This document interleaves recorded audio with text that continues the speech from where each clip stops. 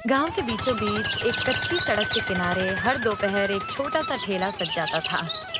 उस ठेले पर लकड़ी का चूल्हा धधक रहा होता, ताजे मसालों की खुशबू हवा में घुल जाती और भीड़ धीरे धीरे जमा होने लगती। ये ठेला था रवि का। उम्र 30-35 के बीच होगी। चेहरे पर हमेशा मुस्कान रहती। बचपन से अनाथ, पर दिल का ऐसा बड़ा कि पूरा गांव उसे अपना मानता था।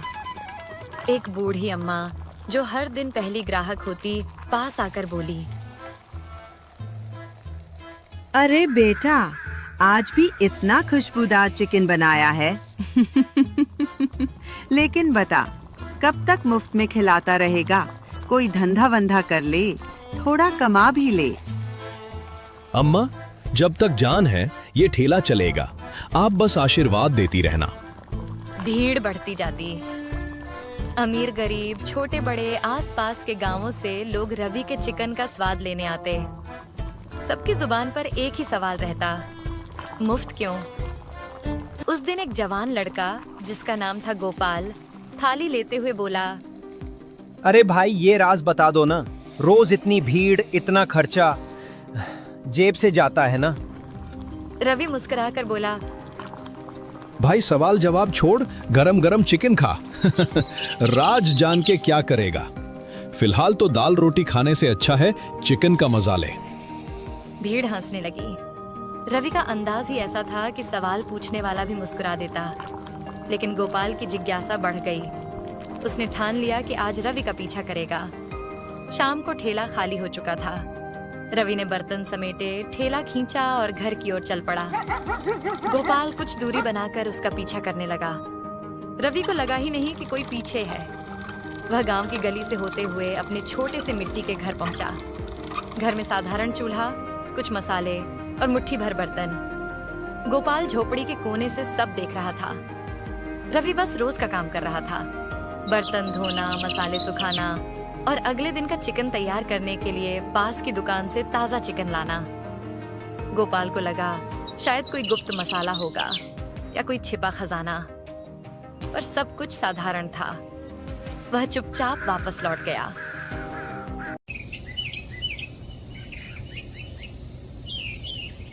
अगले दिन गोपाल फिर ठेले पर आया। भाई, कल रात तेरे घर तक गया था। रवि मुस्कुराया और कहा, अरे वाह। क्यों मैया, रेसिपी चोरी करनी थी क्या? रेसिपी नहीं। जानना था कि तू हर दिन इतना चिकन मुफ्त में कैसे खिला देता है। तेरा कोई नफा नहीं, ना पैसे आते, फिर कैसे? भाई, तेरे जैसे बहुत लोग पूछते हैं, पर सुन, ये राज जान के तू क्या करेगा? मुफ्त का चिकन खा, पेट भर और घर जा। राज जानने की भूख मत रख। ठीक है, पर एक दिन तो बता ही देना पड़ेगा। अरे हाँ, वो दिन आएगा। एक दिन पूरा गांव जान जाएगा। लेकिन अभी मत जान, अभी तो बस खा, नहीं तो चिकन खत्म हो जाएगा। तू भी ना, बड़ा ही अजीब आदमी है। अजीब हो तभी तो सबको मुफ्त में चिकन खिलाता हूं। रवि ने आंख मारते हुए कहा, भीड़ ठहाका लगाती है, मसालों की खुशबू हवा में फैलती है। हर कोई चिकन का स्वाद ले रहा है, लेकिन दिल के अंदर सबके मन में वही सवाल गूंज रहा है, रवि आखिर ये सब कैसे करता है? गांव में यह चर्चा का विषय बन चुका था। हर कोई राज जानना चाहता था, लेकिन रवि का रहस्य फिलहाल अंधेरे में ही था।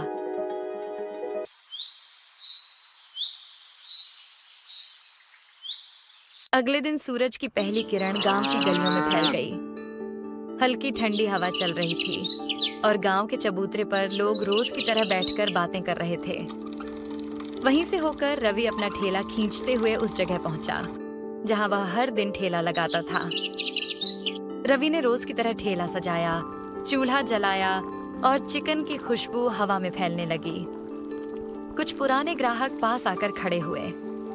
तभी दूर से एक अनजान आदमी गांव की गली से आता दिखा। उसके चेहरे पर तिरछी मुस्कान थी। वह पास आते ही जोर से बोला, अरे भाई, कहाँ है वो रवि?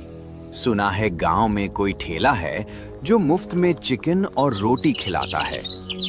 रवि हंसते हुए बोला, भाई सामने खड़ा हूं। यही ठेला है। पास खड़ा एक ग्राहक भी मुस्कुराकर बोला, अरे साहब, यही है हमारे रवि भाई और यही है वो मशहूर ठेला। एक बार खाओगे तो उंगलियां चाटते रह जाओगे। वह आदमी ठेले को घूरता हुआ बोला, अच्छा, मतलब तुम ही हो वो रवि। बड़ा नाम सुना है तुम्हारा। चलो देखने आया हूं कि ऐसा क्या कमाल कर देते हो। रवि हल्की मुस्कान के साथ बोला,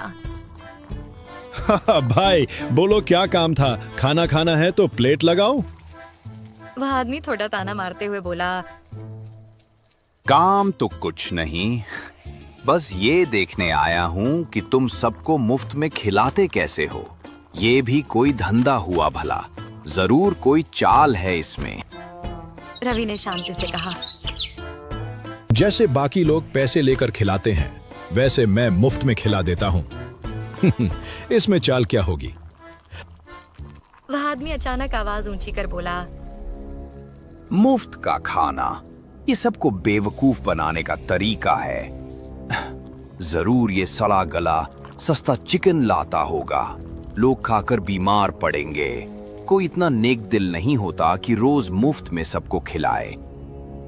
ठेले पर खड़े ग्राहकों में हलचल मच गई। कुछ लोग एक दूसरे की ओर देखने लगे। रवि शांत था। भाई तुम्हारे कहने से कुछ नहीं होता। मेरे ग्राहक जानते हैं कि मैं कैसे बनाता हूं। आज तक किसी को एक खरोंच तक नहीं आई।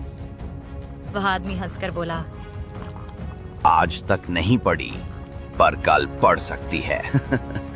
देख लेना, गांव वाले समझदार हो जाएंगे।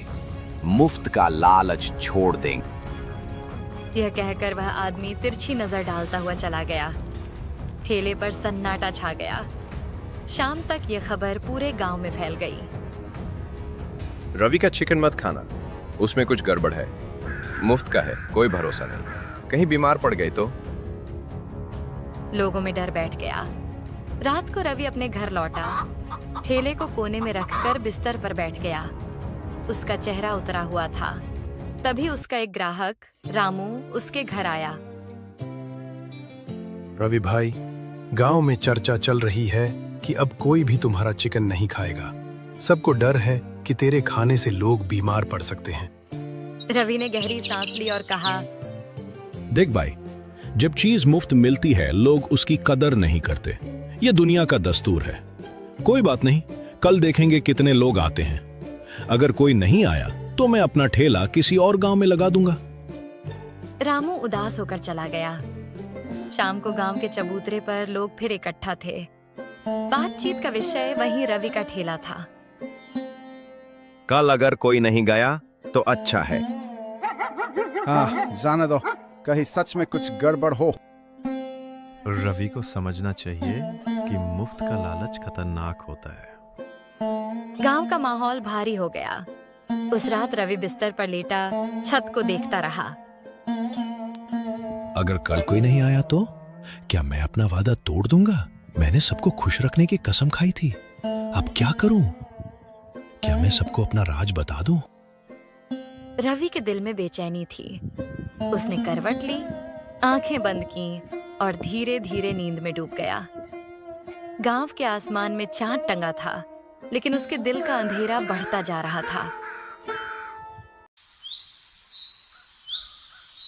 अगली सुबह गांव में हलचल थी। हर कोई यह चर्चा कर रहा था कि आज शाम रवि चौपाल पर सबके सामने अपने मुफ्त चिकन का राज बताएगा। लोग आपस में फुसफुसा रहे थे। देखना, जरूर कोई चाल होगी। हाँ भाई, कोई मुफ्त में इतना बढ़िया खाना नहीं खिला सकता। आज तो सब खुलासा हो ही जाएगा। उधर रवि चुपचाप अपने ठेले पर खड़ा था। ठेले पर चिकन बन चुका था, लेकिन ग्राहकों की भीड़ गायब थी। आज सुबह से कोई भी उसकी तरफ नहीं आया। वह मन ही मन बोला, ठीक है, अब वक्त आ गया है कि सच सबके सामने रख दो, चाहे लोग क्या सोचे। शाम को गांव का चौपाल खचाखच भरा हुआ था। बच्चे, बूढ़े और औरतें सब जमा थे। गांव का मुखिया सबसे आगे बैठा था। उसके चेहरे पर मुस्कान थी, लेकिन आंखों में गहराई का दर्द भी झलक रहा था। भाइयों और बहनों, आज मैं अपना राज बताने आया हूं, लेकिन पहले एक बात साफ कर दूं। अगर मैंने सच बता दिया तो कल से मैं यहां मुफ्त में चिकन नहीं बांट पाऊंगा। सोच लो, राज चाहिए या मुफ्त का खाना? भीड़ में खुसफुसाहट हुई। तभी एक युवक आगे बढ़ा। राज, बताओ रवि, सच क्या है? हम सब जानना चाहते हैं। ठीक है, तो सुनो। ये कहानी आज से कई साल पहले की है। मैं पहले एक दूसरे गांव में चिकन बेचता था। वहां एक बहुत अमीर आदमी रहता था। उसका दिल बड़ा था। वो रोज मुझसे सारा चिकन खरीदता और गांव के अनाथ बच्चों, बूढ़ों और गरीबों को खिलाता। मैं रोज उससे अच्छे पैसे लेता और सोचता कि ये आदमी सचमुच फरिश्ता है। एक दिन अचानक वो आदमी बहुत बीमार पड़ गया। मुझे बुलावा आया। मैं भागा भागा उसके घर गया। उसने मेरा हाथ पकड़ा और कहा, रवि, अब मेरे पास ज्यादा वक्त नहीं है। ये मेरी सारी दौलत, जमीन जायदाद और गहने ले लो। वादा करो कि जब तक ये सब खत्म ना हो तुम भूखों को मुफ्त में खाना खिलाते रहोगे। मैं रो पड़ा। उसने फिर कहा, मेरी आखिरी ख्वाहिश है कि मेरे बाद कोई भूखा ना सोए। इतना कहकर उसने अपनी आखिरी सांस ली। उस दिन से मैंने ठान लिया कि इस दौलत का एक एक पैसा दूसरों को खिलाने में लगाऊंगा। यही वजह है कि मैं यहां मुफ्त में चिकन बांटता हूं। चौपाल पर सन्नाटा छा गया। सभी गांव वाले एक दूसरे की ओर देखने लगे। किसी के पास कुछ कहने को नहीं था। उनकी आंखों में शर्म और पछतावा झलक रहा था। रवि बेटा, हमें माफ कर दो। हमने तेरे नेक काम पर शक करके बड़ा पाप किया। तू गांव का बेटा है, हमें गर्व होना चाहिए था, लेकिन हमने तुझे दुख दिया। मैंने किसी से शिकायत नहीं की, पर अब मैं यहां रुकूंगा नहीं। जिस आदमी ने मुझे ये दौलत दी, उसने कहा था कि मैं इसे दूसरों को खुश करने में लगाऊं। जब यहां लोग मेरी मंशा नहीं समझ पाए, तो मुझे अगले गांव जाना होगा। शायद वहां कोई भूखा होगा जिसे मेरा ठेला चाहिए। अगले दिन रवि अपना ठेला लेकर गांव छोड़ गया। कुछ मील दूर नए गांव में उसने ठेला लगाया। वही खुशबू, वही प्यार। वहां के लोग हैरान थे कि कोई इतना स्वादिष्ट खाना मुफ्त में दे रहा है। लेकिन इस बार रवि को देखकर उनकी आंखों में बस सम्मान था। रवि ने खुद से कहा, यही मेरा रास्ता है। जब तक ये दौलत है मैं भूखों को खिलाऊंगा। शायद किसी दिन लोग समझेंगे कि असली दौलत पैसों की नहीं, इंसानियत की होती है। और उस दिन से रवि की कहानी गांव-गांव गूंजने लगी।